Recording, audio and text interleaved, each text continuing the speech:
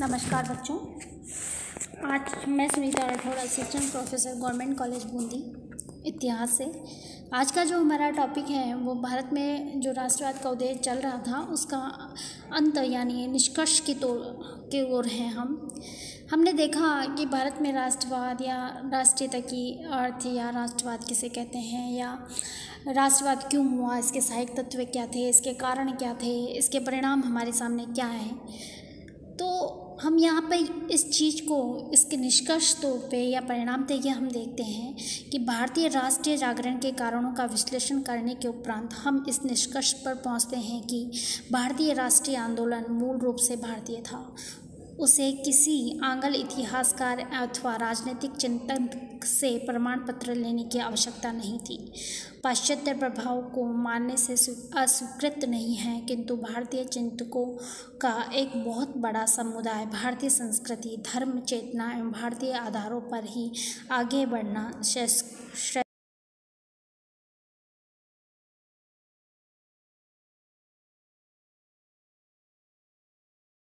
भारतीय बौद्धिक पुनर्जागरण में राष्ट्रवाद के पूर्ण दर्शन दयानंद सरस्वती के विचारों से होते हैं।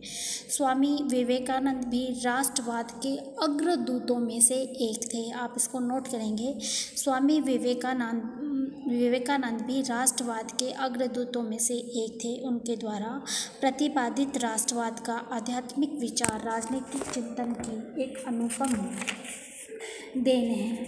उदारवादी चिंतक दादाभाई नौरोजी ने राष्ट्रवाद को आर्थिक आधार प्रदान किया है।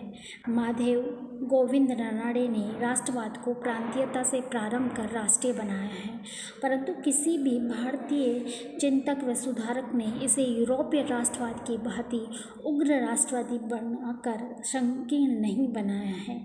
यह विश्व बंधुत्व तथा लोक कल्याण की भावना पर आधारित है। कहने का मतलब है कि हमने हमारे राष्ट्रीयता का जो हमारे बीज है वो नहीं, इसमें ही नहीं है कि हमारा ही भला हो। समझ रहे हैं आप कि हमारा ही हो। हमारा राष्ट्रीयता से अभिप्राय है संपूर्ण विश्व का भला हो। विश्व बंधुत्व तथा लोक कल्याणकारी की भावना से ये लोग ओतप्रोत थे। भारतीय चिंतकों ने मानववादी विचारधारा को तिलांजलि नहीं दी। उन्होंने भारतीय राष्ट्रवाद को आर्थिक, राजनीतिक, आध्यात्मिक तथा धार्मिक आधारों पर परिकल्पित किया। वर्तमान सरकार इसे इन सिद्धांतों से विलग करने का प्रयास कर रही है। उसके परिणाम भविष्य के गर्भ में लुप्त हैं। जब राष्ट्रवाद दिन पर दिन प्रबल एवं व्यापक होने लगे तो राष्ट्रवादियों ने एक सुदृढ़ संघ की आवश्यकता का अभ्यास किया। इसलिए 1885 में भारतीय राष्ट्रीय कांग्रेस की स्थापना की गई। कहने का अभिप्राय है कि जो राष्ट्रीय कांग्रेस की स्थापना हुई उसके पीछे किसका बीज नहीं थे? हमारी राष्ट्रीयता की भावना से, हमारे जो विचारक थे, हमारे जो सुधारक थे, उनके जो क्रांतिकारी विचारक थे, जो पत्र पत्रिकाएं थे, उनके जो प्रयास थे, उसके परिणाम स्वरूप हमारे समक्ष निकल के आया राष्ट्रीयता। भारत के राष्ट्रीय आंदोलन को प्रबल एवं व्यापक बनाने में कांग्रेस की बड़ी भूमिका रही। 1885 के उपरांत भारतीय राष्ट्रीय आंदोलन का इतिहास, भारतीय राष्ट्रीय कांग्रेस का इतिहास, इसकी स्थापना निसंदेह हम एक मानते हैं। हमें पता है कांग्रेस की स्थापना एक सेवा मुक्त ICS डफरिन के अंग्रेज अधिकारी एलन एक्टन होम के द्वारा की गई। आप इसको नोट करेंगे कि इसकी स्थापना किसके द्वारा की गई? एलन एक्टन होम के द्वारा, जो सेवा मुक्त ICS डफरिन के अंग्रेज अधिकारी थे। इसके अध्यक्ष जो कांग्रेस के उद्देश्य, इसके प्रथम अधिवेशन में ही इसके अध्यक्ष वो थे उमेश चंद्र बनर्जी ने स्पष्ट कर दिए थे। वे उद्देश्य इसकी भूमिका तैयार करने वाले समाज सुधारक एवं धर्म सुधारकों के विचारों की से साम्यता रखते थे। इल्बर्ट बिल ने बुद्धिजीवियों एवं राजनीतिक विचारकों की आंख खोल दी। चाहे कांग्रेस को अपने उद्देश्यों की प्राप्ति के समय अधिक समय लगा हो, परंतु इसने अपने सिद्धांतों का परित्याग कभी नहीं किया। यही कारण था कि इसके संस्था संस्थापक हुम को शीघ्र ही कांग्रेस से विलग होना पड़ा और वे 1892 में अपना शेष जीवन व्यतीत करने इंग्लैंड चले गए। कांग्रेस नेतृत्व पूर्णतः भारतीयों के हाथ में रहा। कांग्रेस दिन पर दिन अपने उद्देश्य प्राप्ति के लिए अनेक उतार चढ़ावों के साथ सफलता का मार्ग अग्रसर होती रही। तो हम यहाँ पर देखते हैं कि ये राष्ट्रवाद का ही परिणाम था क्या, कांग्रेस की स्थापना। कांग्रेस की स्थापना एक ऐसा प्लेटफॉर्म जहां भारतीय अपनी बात रख सके, क्योंकि आपने उससे पहले के घटनाक्रम देखे जहां भारतीयों को ये था, इल्बर्ट बिल का जो मैंने जिक्र किया था उसमें ये तक कहा गया था कि किसी अंग्रेज पर मुकदमा चलेगा तो अंग्रेज ही जज सुनेगा, उसमें भारतीयों का कोई रोल नहीं होगा। हालांकि ये बिल पास नहीं हुआ, लेकिन देखिए आप ये ऐसे ऐसे प्रस्ताव रखे गए जहाँ पे हर समय भारतीयों को नीचा दिखाया गया। तब एक कांग्रेस की स्थापना की गई, एक ऐसा मंच जहाँ से भारतीय अपनी बात रख सके। तो हम यहाँ पर देखते हैं, ये आपका जो टॉपिक था भारत में राष्ट्रवाद का उदय, उसके मैंने 3-4 चरणों में आपको व्याख्यान दिया।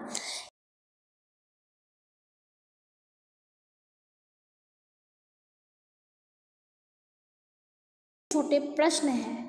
पहले बात, आप राष्ट्रीयता पढ़िए चाहे राष्ट्रवाद पढ़िए, इसके अर्थ को समझिए कि ये है क्या। अपने ही देश से लगाव होना, अपने देश को निस्वार्थ चाहना, ये क्या कहलाती है, राष्ट्रीयता। ये क्या कहलाती है, राष्ट्रीयता। लेकिन इसमें संकीर्ण मनोवृत्ति नहीं होनी चाहिए, इसमें संकीर्णता की मनोवृत्ति चाह नहीं होनी चाहिए, विश्व बंधुत्व और लोक कल्याणकारी की भावना होनी चाहिए। फिर राष्ट्रीयता क्यों आई, कैसे आई, इसके क्या कारण हैं, इसके सहायक तत्व कैसे हैं, ये भावना भारतीयों में कैसे आई। क्या फ्रांस की क्रांति से आई? तो फ्रांस की क्रांति कब हुई, किसके नेतृत्व में हुई, इस क्रांति के सिद्धांत क्या थे, अमेरिका का स्वतंत्रता संग्राम क्या था, ये आपको बैक हिस्ट्री में ले जाएगा।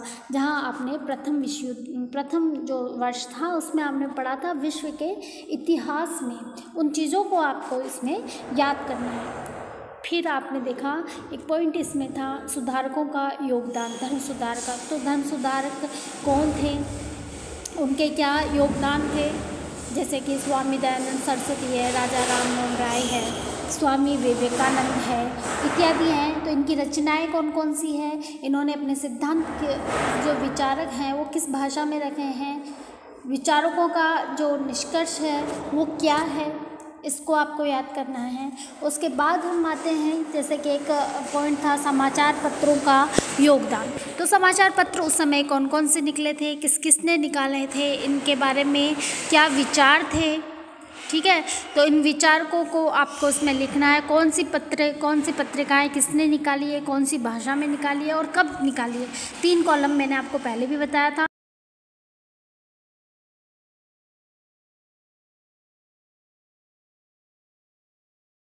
में कौन थे, उनकी क्या रचनाएं थी, ये लिखना है आपको। और उसके बाद जो मैंने बताया था आपको, जैसे कि आर्थिक शोषण है, तो आर्थिक शोषण पे किसने प्रकाश डाला, किसने सर्वप्रथम आवाज़ उठाई, जैसे कि दादा भाई नौरोजी ने धन निष्कासन के सिद्धांत का प्रतिपादन किया।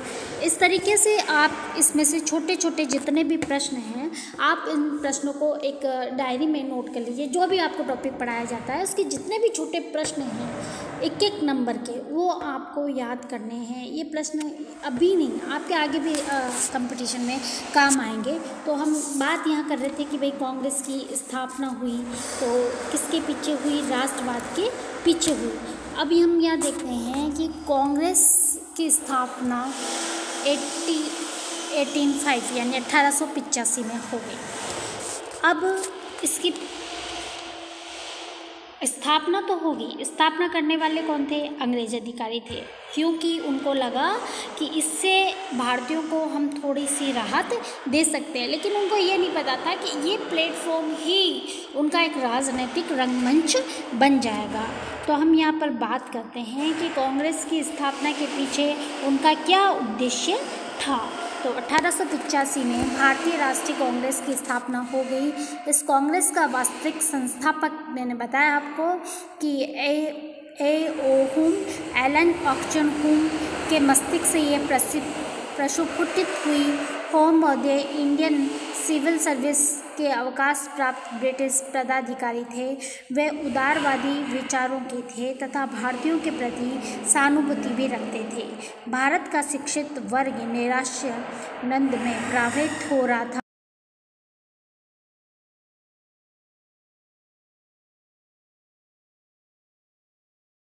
में अनेक एसोसिएशन की स्थापना होती रही, परंतु समस्त भारत के विचारक एवं एक रंगमंच में एकत्रित नहीं हो सके। इसके लिए एक प्रयत्न दिसंबर 1883 में हुआ। इंडियन नेशनल कॉन्फ्रेंस का प्रथम अधिवेशन कलकत्ता में हुआ। 1883 का जो कॉन्फ्रेंस है वो कहाँ हुई? कलकत्ता में हुई प्रथम अधिवेशन। इसमें निम्न 5 प्रस्ताव पारित किए गए। सिविल सर्विस की परीक्षा भारत में ली जाए और परीक्षा में बैठने की आयु बढ़ाकर 22 वर्ष कर दी जाए। एक राष्ट्रीय कोष बनाया जाए। भारत में प्रतिनिधि विधानसभाओं का गठन किया जाए। आर्म्स जो अधिनियम है जो है वो पारित है, वो आम अधिनियम बनाया जाए। इल्बर्ट बिल के अधिनियम न बनने पर खेद व्याप्त इसमें किया गया। तो इस प्रकार हम देखते हैं कि इन्होंने अपने प्रस्तावों के माध्यम से कांग्रेस की स्थापना की और यहाँ पर उपयुक्त 5 प्रस्ताव से स्पष्ट ये भी हो गया कि भारत का शिक्षित वर्ग ब्रिटिश सरकार की भेदभाव नीति व देश में व्याप्त बेरोजगारी के कारण व्यथित था। हालांकि इस कॉन्फ्रेंस का अधिवेशन अधिक सफल नहीं रहा। इसका दूसरा अधिवेशन भी 1885 में कलकत्ता में हुआ। वह विशेष आशाजनक नहीं रहा। भारतीय नवयुवकों में उत्पन्न हो रही क्रांति की भावना का आभास सर्वप्रथम होम महोदय ने किया। उन्होंने ब्रिटिश सरकार तथा भारतीयों में मधुर संबंध स्थापित करने के उद्देश्य से कांग्रेस की स्थापना की। कांग्रेस के उदारवादी नेता गोपाल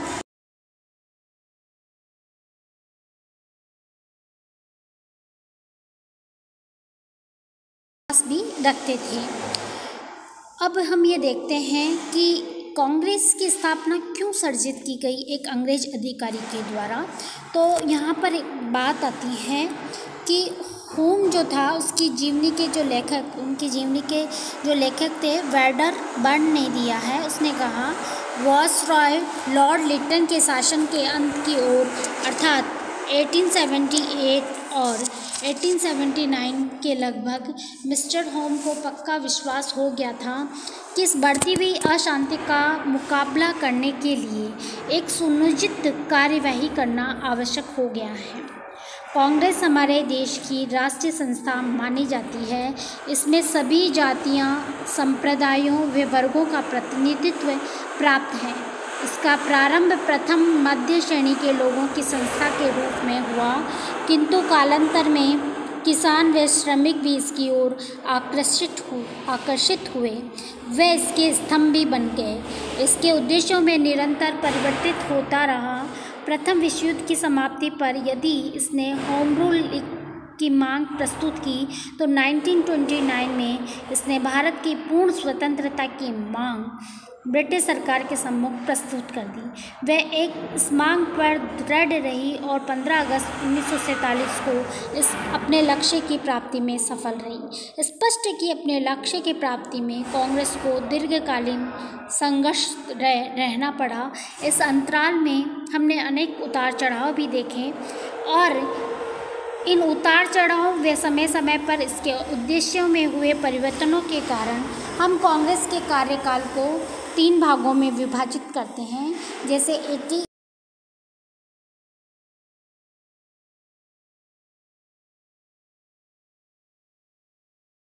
तो बच्चों आप देखेंगे कि 1885 में जो कांग्रेस की स्थापना हुई, उस स्थापना के पीछे क्या उद्देश्य था? उस स्थापना के पीछे एक उद्देश्य आपने ये देखा कि अंग्रेजी सरकार को अब ये लग गया था कि हमें भारतीयों को कुछ ना कुछ देना पड़ेगा। नहीं क्यों? क्योंकि लॉर्ड लिटन के जो कार्यकाल था, लॉर्ड लिटन का कार्यकाल प्रतिक्रियावादी काल का माना जाता है। लॉर्ड लिटन कतई नहीं चाहता था कि भारतीयों को कुछ भी मिले या तनिक भी कुछ मिले। इसलिए वो उनके विरोध में कुछ उसने अधिनियम भी पारित करवाए थे जिनका बाद में विरोध भी हुआ। तो हमने इस बढ़ती हुई अशांति का मुकाबला करने के लिए उन्होंने सोचा कि एक सुनिश्चित कार्रवाई की जाए जिससे इनको थोड़ा सा शांत कर दिया जाए। लेकिन हम यहाँ देखते हैं कि कांग्रेस का जो कार्यकाल है हमने 3 भागों में बांटा है, 1885 से 1905 ये कार्यकाल कहलाता है उदारवाद, 1906 से 1919 ये कहलाता है उग्रवाद, और 1920 से 1947 जो का युग है ये गांधी युग और अन्य नेताओं के युग में जिनमें हमें स्वतंत्रता प्राप्त हुई। ये कुछ काल इस प्रकार से बांटे गए। तो आपने देखा कि राष्ट्रवाद जो का बीज जहाँ से निहित हुआ वो पल्लवित व पुष्पित हुआ कांग्रेस के रूप में, और कांग्रेस एक ऐसा राजनीतिक रंगमंच भारत के में भारतीयों के हाथ में आया जिससे वो अपनी बात वहाँ पर रख सके। बच्चों इस वीडियो में मैं आपको कहना चाहूँगी कि थोड़ा सा डिस्टर्बेंस था तो आप थोड़ा सा ध्यान से सुने। हालांकि मैं इस वीडियो को दोबारा भी डाल दूँगी अगर आपको थोड़ा सा नहीं समझ में आया हो, फिर भी आप कोशिश ये करिएगा कि इस व्याख्यान में जितने भी छोटे प्रश्न निकलते हैं, एक तो राष्ट्रवाद के ऊपर जितने छोटे प्रश्न,